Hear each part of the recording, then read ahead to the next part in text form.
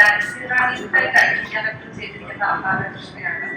അതൊരു സിനിമാ മോഹിയായ നടിയാവാൻ വേണ്ടിയിട്ട് ഭയങ്കര മോഹമുള്ള ഒരു കഥാപാത്രത്തെയാണ് ചെയ്തേക്കുന്നത്. പുള്ളിക്കാരിയുടെ ലൈഫിൽ ഫേസ് ചെയ്ത് കുറെ സ്ട്രഗിൾസും അതെല്ലാം കഴിഞ്ഞിട്ട് കണ്ട ആ സ്വപ്നങ്ങളെല്ലാം സാക്ഷാത്കരിക്കാൻ വേണ്ടിയിട്ട് ചെയ്യുന്ന മുന്നോട്ട് പോകുന്ന യാത്രയും എല്ലാമാണ് ആ സിനിമ മൊത്തത്തില് കാണിക്കുന്നത്.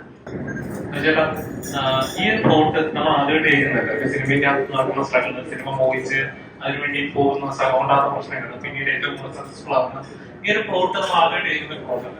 എന്തുകൊണ്ടാണ് ഡാൻസറാണ് വ്യത്യസ്തമാവുന്നത്? അതൊന്ന് വ്യത്യസ്തമാകുന്നത് എങ്ങനെയാണ്? ഈ ഒരു സബ്ജക്ട് കേട്ടപ്പോൾ ഒരു കമ്മിറ്റിയാണെന്ന് തോന്നിയത് വ്യത്യസ്തമാകുന്നത് എങ്ങനെയാണ്? എനിക്ക് എന്നോട് പറയുന്ന ഡാൻസറാണ്.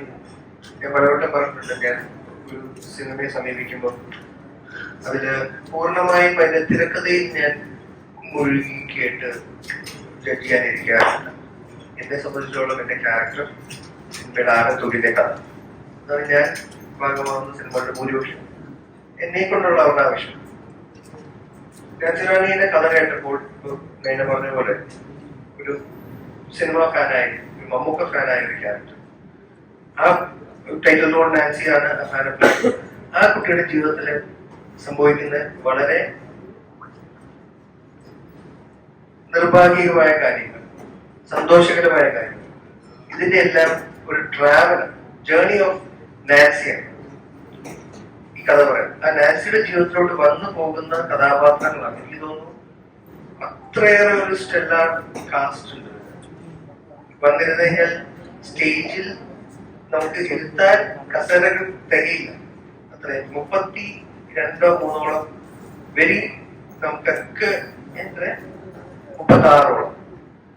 അതായത് എനിക്ക് ഇടയ്ക്ക് ഷൂട്ട് മാറി മാറിയൊക്കെയായിരുന്നു. കോവിഡ് ടൈം ആണല്ലോ, അപ്പൊ വളരെ ഡിഫിക്കൽട്ട് ആയിരുന്നു എന്റെ ഷൂട്ട് വർക്ക്. ഒരു ദിവസം ശ്രീനി സാറിനെ കാണുന്നു, ചില ദിവസം ലാൽ സാറിനെ കാണുന്നു, അർജുനെ കാണുന്നു, സണ്ണിയെ കാണുന്നു, അതെളുപ്പം ധ്രുവനെ കാണുന്നു. സോ നമുക്കിപ്പം ഞാൻ ഇവനെ ഇവിടുന്ന് ഇവരൊക്കെ ഈ കൊടുത്തിട്ടില്ല. കാര്യം ചെറിയ എളുപ്പമുള്ള കാര്യമില്ല. അത് വലിയ അച്ചീവ്മെന്റ് ആണ് ഒരു ബിഗിനിങ് ഡയറക്ടറെ സംബന്ധിച്ചോളം.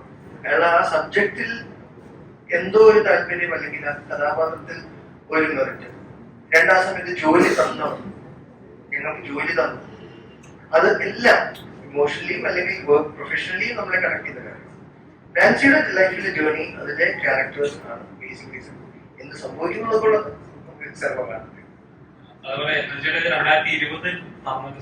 ഷൂട്ട് ചെയ്തതാണ്. അപ്പം ഏകദേശം 5 വർഷം കഴിഞ്ഞു. ഇപ്പൊ സിനിമ ഇറങ്ങുന്നത് സന്തോഷകരമായിട്ടുള്ള കാര്യമാണ്. പക്ഷെ ഇത്രയും ടൈം പീരീഡിന് ശേഷം ഇറങ്ങുമ്പോൾ അതിനെന്തെങ്കിലും ഇപ്പം നമ്മളിപ്പോ നമ്മുടെ ചിന്തകൾ മാറും, കാഴ്ചപ്പാടുകൾ മാറും. അപ്പൊ അങ്ങനെ ഒരു സാഹചര്യത്തിൽ ഈ സിനിമ തിയേറ്ററിൽ എത്ര നാളോ നിലനിൽക്കുന്ന വിഷയമുണ്ടോ? അത് കുറച്ചും കൂടി എക്സ്പീരിയൻസ് ആയിട്ടുള്ള അദ്ദേഹം ചേട്ടൻ തന്നെ അതിനെ കുറിച്ച് ഉത്തരം പറയുന്നത്. ബിക്കോസ് അദ്ദേഹമാണ് ഡിസ്ട്രിബ്യൂഷൻ ചെയ്യുന്നത്.